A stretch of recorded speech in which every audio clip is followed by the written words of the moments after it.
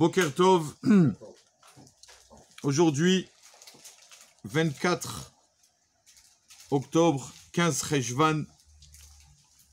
Donc d'abord, on va commencer par la halakha. Après, on va être aujourd'hui, on va parler un peu sur tout le... On va parler des choses aussi importantes que la halakha. D'abord, je commence par la halakha. On continue donc sur la halakha de la tefila. On a dit que, bien sûr, on doit prier sur notre santé, pour notre bonne santé.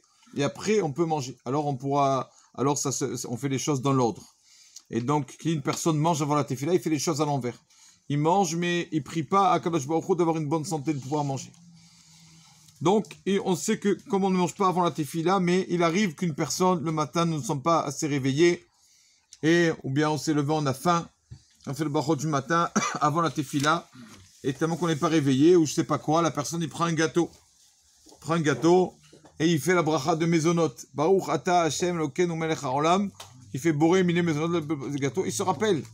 Maintenant, je suis avant la tefila. Pas le droit de manger, je n'ai pas fait ma tefila encore. Ou bien, il arrive que la personne a fait son... Normalement, il prie le matin tôt. Mais là, il est parti au travail parce qu'il a beaucoup de travail. Il n'avait pas le choix de prendre le train ou je ne sais pas quoi. Il fait Mezonot, il dit, attends, mais je n'ai pas encore prié. Qu'est-ce qu'il fait dans un cas comme ça? La halakha nous dit toujours que de dire le nom d'Hachem en vain, c'est un des 10 commandements, de ne pas prononcer le nom d'Hachem en vain. Donc, le fait de faire la bracha, dire le nom de Dieu, pour rien, c'est grave. Donc, il vaut mieux que la personne mange, goûte un peu avant la tefila, au moins qu'il n'ait pas dit le nom de Dieu, la bracha en vain. Donc, une personne qui a eu ça, il fait la bracha, il se rappelle, il mange un tout petit peu, pas il mange tout le paquet. Il mange un tout petit peu pour pas que la bracha, elle soit pour rien. Pour pas dire, et après, bien sûr, il fait sa tefila. Aujourd'hui, Rabotai, 15 Cheshvan. Je pense qu'on l'a déjà dit, mais je le redis toujours. C'est vrai que le mois de Cheshvan est peut-être, on va dire, pauvre en fête. Il n'y a pas de fête le mois de Cheshvan, c'est vrai. Mais il y a des Iloulot de Rabbanim qui ont marqué les générations. Aujourd'hui, les Iloula d'un Rav qui a été presque notre génération. Il est Niftar en 5714. Après, ça fait combien? 60 ans à peu près. C'était le Chazon Ish. Chazon Ish, tout le monde connaît ce surnom Chazon Ish. Chazon, c'est la vision Ish de l'homme. Mais Ish, en fait, les initiales de ce Rav, Rabbi Avraham Yeshayahu Karedis. Avraham Yeshayahu, comme ça on l'appelait Ish, les initiales de Ish. Donc ce Rav-là, le Chazon Ish. Nous on parle dans la halakha, si on a mangé, on a oublié que c'est avant la tefila ou quoi, mais ce Rav était tellement grand, c'est complètement des autres dimensions. Lui, au contraire, lui, le Chazon Ish, une fois, donc on raconte que son élève raconte. Une fois, il étudiait avec lui, avec ce Rav, pour montrer l'intensité de ce Rav-là, qu'est-ce qu'il était. Il mange avec lui, il étudie avec lui, pardon, et il voit que le Rav, pendant l'étude, il prend son verre d'eau, il boit de l'eau. Ni bracha, ni rien. Jusqu'à ce qu'il arrive au Rav, bon, il dit oublier, ou bien comme c'est marqué là-bas, la Gemara, elle dit, Rouin Ba'avadaj Getamid, il aime tellement la Torah qu'il n'a pas fait attention, il a fait la bracha vite pour reprendre son étude. Mais toujours ça lui trottait dans la tête. Le Chazon Ish, j'ai vu moi, le Rav en face de moi, sans bracha. Il a bu son verre d'eau sans bracha. 2 mois après, quand le Chazon Ish étudie avec lui, il termine l'étude.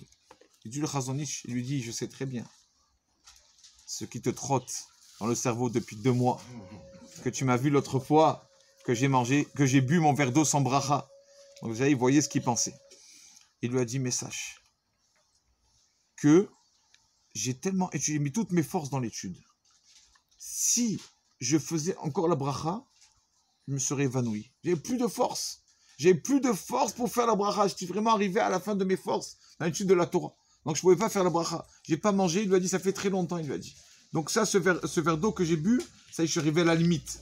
Donc, je suis obligé de boire maintenant. Si je bois 3 secondes après le temps de faire la bracha, je serais tombé. Tellement qu'il était le Chazon Ish comme ça, c'est pour ça qu'il n'a pas fait la bracha. Je n'arrivais pas. Puis Koach Nefesh. J'ai connu l'histoire aussi qu'il est tombé de son lit. Et là, ils sont arrivés, ils ont vu qu'il est tombé du lit. Qu'est-ce qui se passe? Rav, il a dit, j'étudie de toutes mes forces. Et je laisse la force pour 4 ou 5 pas pour arriver à mon lit. Mais là, j'ai étudié la force encore d'un pas en plus. Et donc, il me restait la force que pour 4 pas. Donc, je tombais à côté du lit. C'est une histoire connue. Il y a une histoire que je veux raconter, Bezrat Hashem.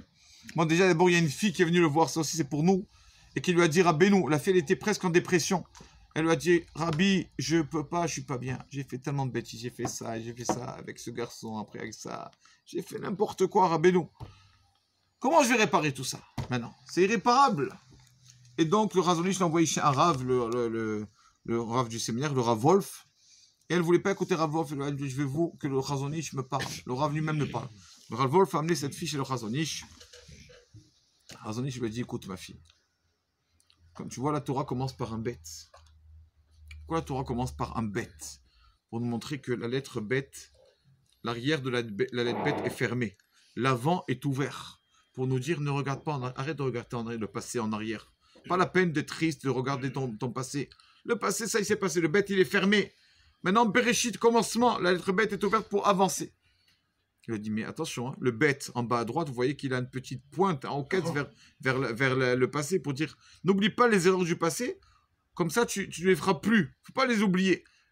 Mais quand même, il ne faut pas y penser au passé et après se mettre en dépression, en tristesse. On a fait des bêtises, c'est vrai, on a fait. Mais Baruch Hashem, on est là vivant pour avancer. Donc à partir de maintenant, oublie ce passé et avance, ma fille. Comme ça, il a réconforté le Razonich. Mais une histoire tellement belle.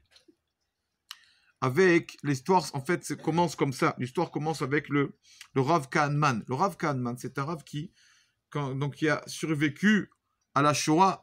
Et donc, quand il est arrivé de Pologne en Israël, il a décidé de faire deux choses. Premièrement, d'ouvrir un endroit, un endroit pour les orphelins. Tous les orphelins qui, leurs parents ont disparu pendant la Shoah, père et mère.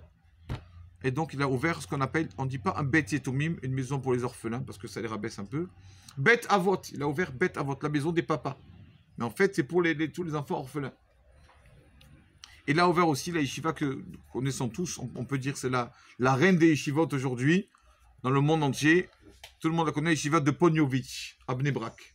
Pourquoi elle s'appelle Poniowicz cette yeshiva? Parce que ce Rav Kahneman, il habitait dans la ville là-bas en Pologne, qui s'appelait Poniowicz justement. Vous vous rappelez de cette ville que malheureusement, des centaines de personnes dans cette ville sont mortes pendant la Shoah, il appelait la yeshiva Poniowicz. Donc il avait la maison des orphelins et la yeshiva pour les élèves. Et Baruch Hashem, il y avait du monde. Et pour les orphelins, il y avait 120 orphelins tous les jours. Hein. Matin, midi et soir à manger, nourrir, tout. Baruch Hashem, tout ce qu'ils avaient besoin. Et il y avait aussi la yeshiva avec 90 élèves. Un jour, le fils du Rav Kahneman lui dit, papa, il faut qu'on parle. Qu'est-ce qu'il y a, mon fils? Il lui a dit, écoute, papa, tu peux pas, comme on dit, danser sur deux tables. Il n'y a plus d'argent, papa. On ne peut pas assumer les deux. Tu décides, papa, ou tu fermes la maison des orphelins, Bet Avot, ou tu fermes la yeshiva, Ponovitch, un des deux. Alors son papa qui lui dit, écoute mon fils, mon Rav le Chafetz Chaim m'a toujours dit une chose et c'est ma devise.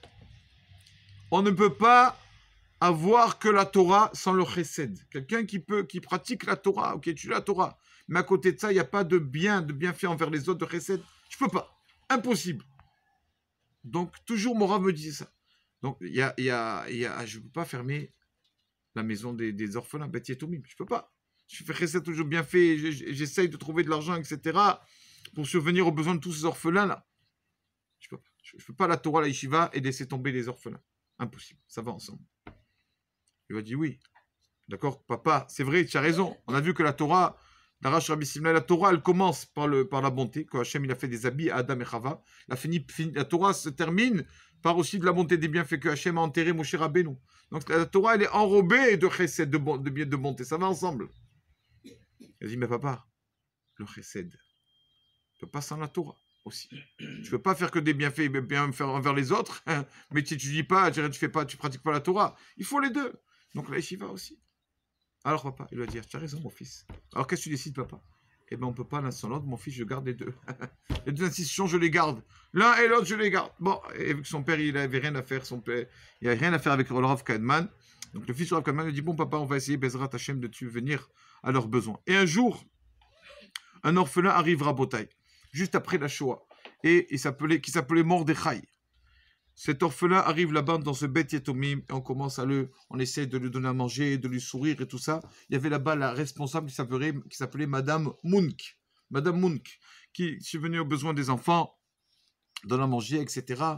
Et elle voit que cet enfant va dormir. Elle dit, viens, je te donne la douche, tu veux prendre la douche? Elle rentre dans son lit comme ça. pas de douche. Bon, viens, au moins, enlève tes habits, je te donne un pyjama. Non, je veux pas. On a dit, il doit être pauvre, traumatisé de la Shoah et tout ça. Un jour comme ça, 2 jours comme ça. Elle amène chez un psychologue, le Rav Greenberg. Le Rav Greenberg qui lui parle et tout. Mon fils, enlève ton pyjama. Je veux pas. Je veux dormir avec mes habits, avec mes chaussures, tout. Et le Rav Greenberg qui n'arrive pas. Donc, qu'est-ce qu'ils font? Madame Munk et le psychologue, le Rav Greenberg, qui vont voir le Chazon Ish avec cet enfant. Et donc, on lui parle, on lui dit comme ça. Est-ce que tu... Chazon Ish lui dit, qu'est-ce qui t'arrive, tout ça? Il lui a dit, j'enlève pas mes habits. Chazon Ish lui a dit, d'accord, n'enlève pas. Mais pourquoi? Donc, on voit le Chazon Ish, le grand de la génération. C'était le Gdol Ador. Chazon Ish, c'était le numéro 1 de la génération. Gdol Ador, qui s'adresse à un enfant de 10 ans, Mordechai. Mon fils, pourquoi? Qu'est-ce qui t'arrive? Il lui a dit, Rabbi, j'enlèverai rien du tout. Je dors avec mes habits, je fais tout avec mes habits. Mais pourquoi? Explique-moi pourquoi.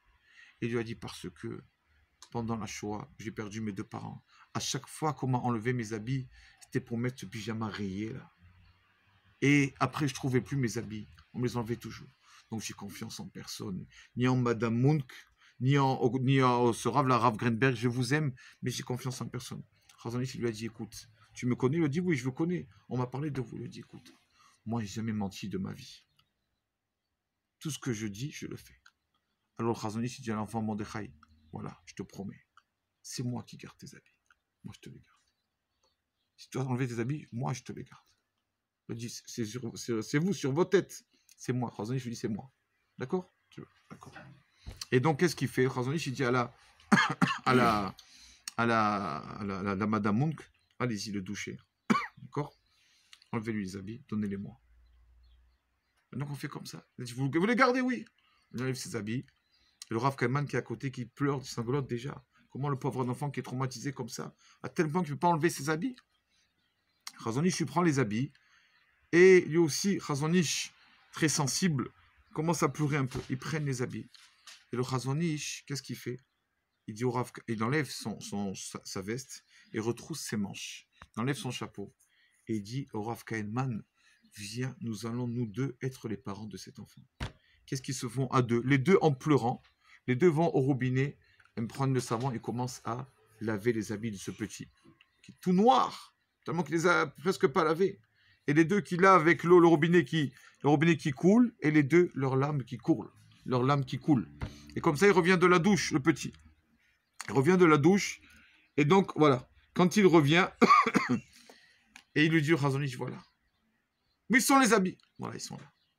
Je les ai mis sur le fil d'étendage. Voilà. Pour l'instant, reste avec moi en pyjama. Ce soir, tu dors avec moi. Ce soir, tu restes. Tu ne vas pas à l'internat. Ce soir, tu dors avec moi. Comme ça, demain tes habits seront prêts. Et je te rends tes habits. Aujourd'hui, ce petit enfant, Mordechai, là, il est, Baruch Hashem, Avrech. C'est un étudiant. Il est déjà papy. Hein, il a des enfants, des petits-enfants. Il étudie au collège qui s'appelle le collège Chazon Ish, justement, à Bnei Brak. Il étudie là-bas. C'est lui qui raconte cette histoire. C'est lui.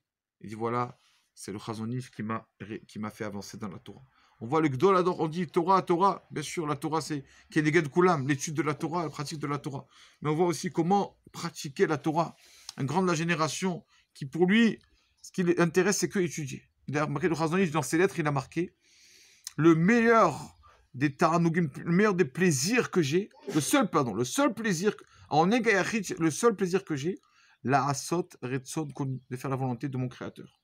Chazon Ish, c'était que Torah, c'était ça qui l'intéresse. Mais il nous a appris que la Torah, c'est avec l'étude aussi pratiquée. Il s'est occupé d'un orphelin de 10 ans, alors qu'il avait beaucoup déjà de choses à faire. Comme une histoire que venaient le voir les grands de la génération, non seulement les rabbanim, mais aussi le Rosh Memshala, président de la République, venaient le voir prendre conseil avec ce tzaddik, le Chazon Ish. On a dit déjà qu'on a jusqu'à maintenant le dessin, comment le Chazon Ish demande à un chirurgien d'opérer. S'il te plaît, opère comme ça et comme ça. Il lui a dessiné l'opération. Donc c'était plus qu'un savant en Torah. Il savait tout, le Chazon Ish. Il connaissait tout. Il nous a appris comment se conduire. Il y a beaucoup, et encore en beauté, on peut parler sur le Chazon Ish, sans exagérer, des dizaines de journées. C'était il n'y a pas trop longtemps. Mais il faut savoir qu'il avait une femme qui n'était pas trop en bonne santé, sa femme. Et donc, avec tout cela, il a été le grand de la génération pour montrer que rien ne nous empêche d'avancer dans la Torah. C'est ça qu'il nous a montré. Jusqu'à maintenant, on raconte que les personnes qui vont sur son tombeau à Bnei Brak, sur la tombe du Chazon Ish, combien de nissim, même après sa mort. D'accord, l'histoire, tellement d'histoires. Et il a dit, tout le monde croit que j'ai grandi grâce à mon étude de la Torah. Il a dit, pas du tout. Peut-être ça m'a aidé, c'est sûr. J'ai grandi grâce à ma tefila.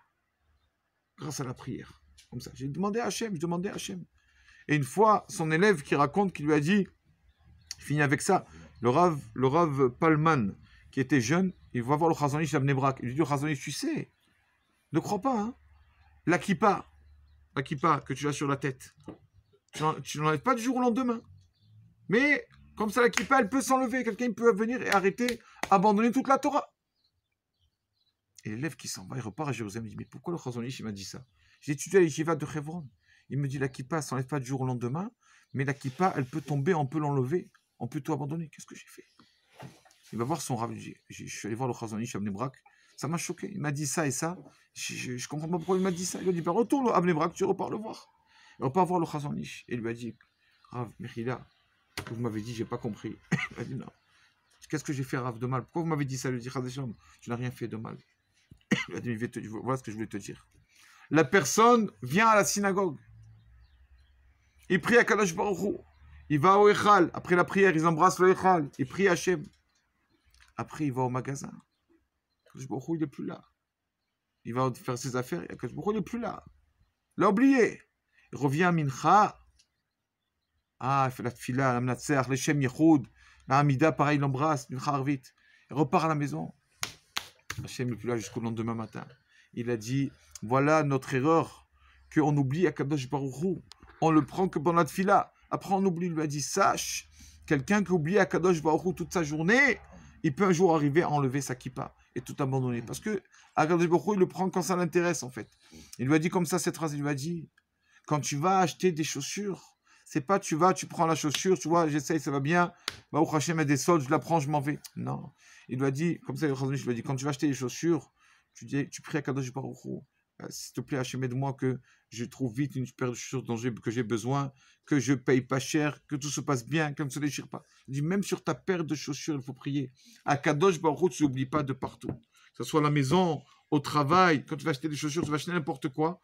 Il lui a dit, si quelqu'un oublie Hachem, c'est comme ça, après il enlève doucement, il régresse, il pourra un jour arriver à enlever sa kippa. Voilà ce que je veux te dire. Une leçon qu'il lui a dit, même pour acheter des chaussures, Hachem, il est là. Que le mérite de ce tzaddik, la Chazon Ish, protège le Ham Israël. Amen.